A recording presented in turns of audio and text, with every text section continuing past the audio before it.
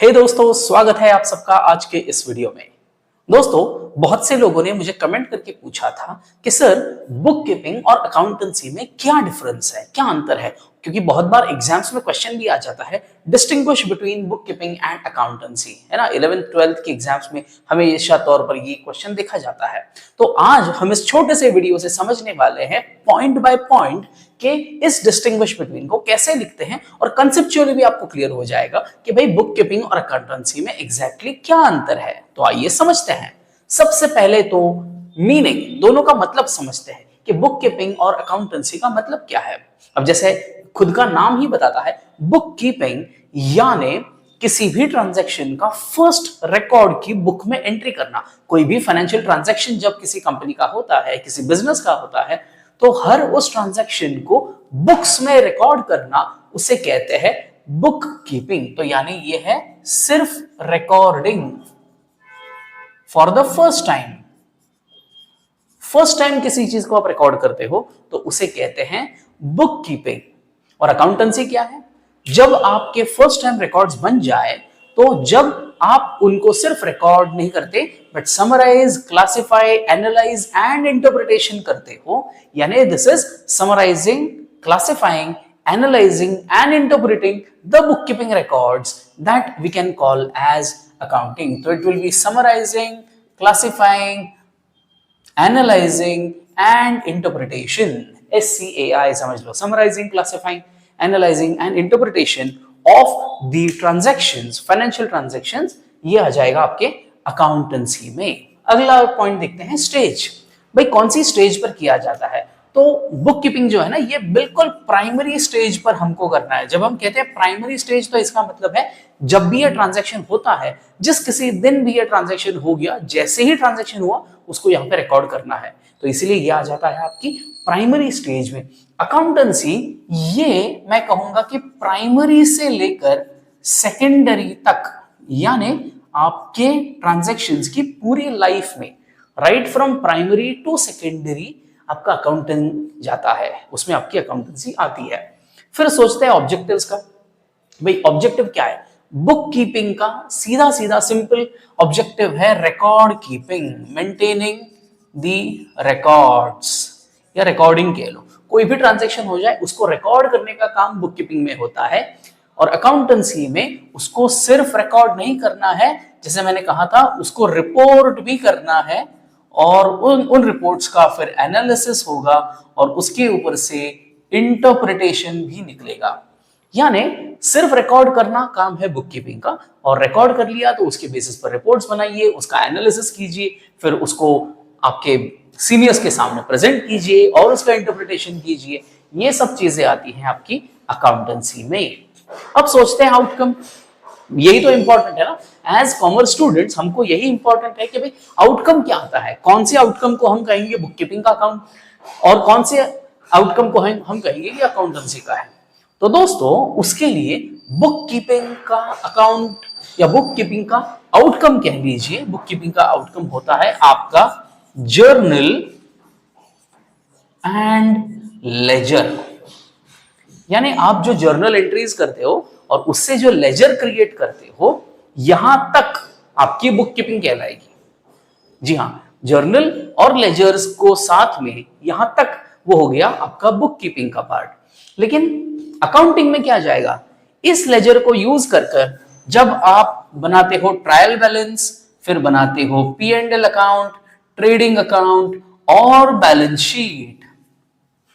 Trial balance, trading account, P&L account यानी profit and loss account और balance sheets, ये सब जब आप बनाते हो तो वो आ जाता है आपके अकाउंटेंसी के अंदर। यानी अकाउंटिंग का आउटपुट है trial balance, trading account, profit and loss account और बैलेंस शीट। अब सोचते हैं पीरियड, कौन से पीरियड के लिए बुक कीपिंग किया जाता है और कौन से पीरियड के लिए अकाउंटिंग किया जाता है। तो दोस्तों, डे टू डे बेसिस या एवरी डे, अगर मैं कहूं इसे हर दिन, ऑन अ डेली बेसिस आपको बुक कीपिंग करना है। जैसे आपने अगर जर्नल एंट्रीज की होगी, नहीं किए तो मेरा अलग से वीडियो है, आप उसे देख सकते हो। जर्नल एंट्रीज जो की जाती है वो on a regular basis, day to day basis पर की जाती है, और इसीलिए उसका पीरियड जो है दैट इज एवरी डे। जिस किसी दिन फाइनेंशियल ट्रांजेक्शन हुआ उसी दिन उसे रिकॉर्ड करना जरूरी होता है। तो बुक कीपिंग का पीरियड है एवरी डे। लेकिन अकाउंटिंग, क्या आप बैलेंस शीट हर रोज बनाते हो? क्या आपका ट्रायल बैलेंस या प्रॉफिट एंड लॉस अकाउंट हर रोज बनता है? जी नहीं, ये तो बस साल में एक बार बनता है। सो इसका पीरियड हम कह सकते हैं दैट इट इज एन्युअली। इसका पीरियड है एन्युअली, यानी साल में एक बार at the end of the year, आपका फाइनेंशियल ईयर एंड जब होता है 31 मार्च यूजुअली इंडिया में होता है, तो तभी आपकी फाइनेंशियल स्टेटमेंट्स बनती हैं अकाउंटेंसी वाली। अच्छा, एनालिसिस, क्या इसमें कोई एनालिसिस होता है बुक कीपिंग में? नहीं भाई, यहाँ पे कोई एनालिसिस नहीं होता है।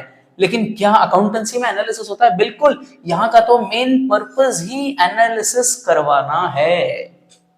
अब डिसीजन मेकिंग, भाई आप मुझे बताइए, क्या बुक कीपिंग के बेसिस पर आप कोई डिसीजन ले सकते हो? जर्नल एंट्रीज, मैंने आपको 100 जर्नल एंट्रीज का एक पेज दे दिया और बोला इससे डिसीजन ले लो, कुछ नहीं समझ में आने वाला। सच बता रहा हूं आपको, सिर्फ जर्नल एंट्रीज को या सिर्फ लेजर्स को देखकर आपको बहुत ज्यादा कुछ समझ में नहीं आने वाला है। तो यानी बुक कीपिंग का इस्तेमाल आप डिसीजन मेकिंग में नहीं कर सकते, याद रखना। लेकिन क्या अकाउंटिंग स्टेटमेंट जो है, balance sheet, profit and loss account, trading account, trial, क्या इनका इस्तेमाल करके आप कोई डिसीजंस ले सकते हो? डेफिनेटली। इनफैक्ट इन्हीं स्टेटमेंट्स का तो हमें इंतजार होता है, हर कंपनी के फाइनेंशियल स्टेटमेंट्स का सबको इंतजार होता है कि कब ये फाइनेंशियल स्टेटमेंट्स आए और हम इनके आधार पर कोई डिसीजन ले पाए। इसीलिए ये स्टेटमेंट्स हमें बहुत ही ज्यादा इंपॉर्टेंट है डिसीजन मेकिंग के लिए। अब स्किल्स, कौन से स्किल्स चाहिए भाई बुक कीपिंग के लिए? आपको तो सिर्फ जर्नल एंट्री आना चाहिए और लेजर्स बनाने आने चाहिए। अगर ये बेसिक सा अकाउंटिंग स्किल आपके पास है, बुक कीपिंग का स्किल्स, तो आप बुक कीपिंग अच्छे से कर सकते हो। अच्छा, तो फिर अकाउंटेंसी के लिए कौन से स्किल्स चाहिए? इसमें तो आपको ये सभी स्किल्स तो चाहिए ही चाहिए, अकाउंटिंग वाले स्किल्स तो जरूरी है, लेकिन इसी के साथ में आपके पास एनालिटिकल स्किल्स भी चाहिए।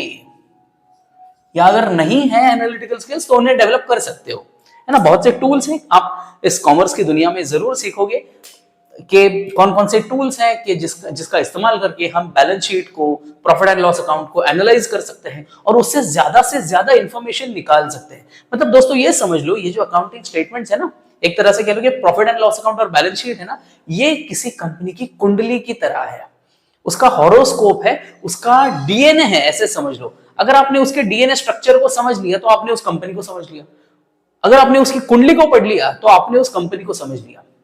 यानी अगर आपने उस कंपनी के प्रॉफिट एंड लॉस अकाउंट और बैलेंस शीट को अच्छे से समझ लिया तो उस कंपनी के बारे में बड़े तौर पर पूरी आइडिया आपको आ जाती है। और इसीलिए अकाउंटिंग करना बहुत जरूरी है और उसका एनालिसिस और इंटरप्रिटेशन करना भी जरूरी है। तो दोस्तों इस वीडियो में हमने ब्रीफ में देखा कि बुक कीपिंग और अकाउंटेंसी में क्या डिफरेंस है। ऐसे ही शानदार कॉमर्स की दुनिया के, अकाउंटिंग के, फाइनेंस के वीडियोस को प्राप्त करने के लिए चैनल को सब्सक्राइब करना मत भूलना दोस्तों। और हाँ, क्योंकि मैंने बहुत बार देखा है, बहुत से बच्चे आते हैं, वीडियोस देख लेते हैं, लाइक भी करते हैं, कमेंट करते हैं, लेकिन सब्सक्राइब नहीं कर रहे हैं। दोस्तों सब्सक्राइब कर दीजिए, क्योंकि इससे YouTube के एल्गोरिदम को समझता है कि लोग इसे चाह रहे हैं और वो ज्यादा से ज्यादा लोगों तक पहुंचाएगा। आपके जैसा बाकी लोगों का भी फायदा इससे होने वाला है दोस्तों। तो चैनल को सब्सक्राइब कीजिए, वीडियो अच्छा लगे तो लाइक कीजिए, और कौन से टॉपिक्स पर आप मुझे वीडियो बनाना चाहेंगे वो नीचे कमेंट करके जरूर बताइएगा दोस्तों। Thank you.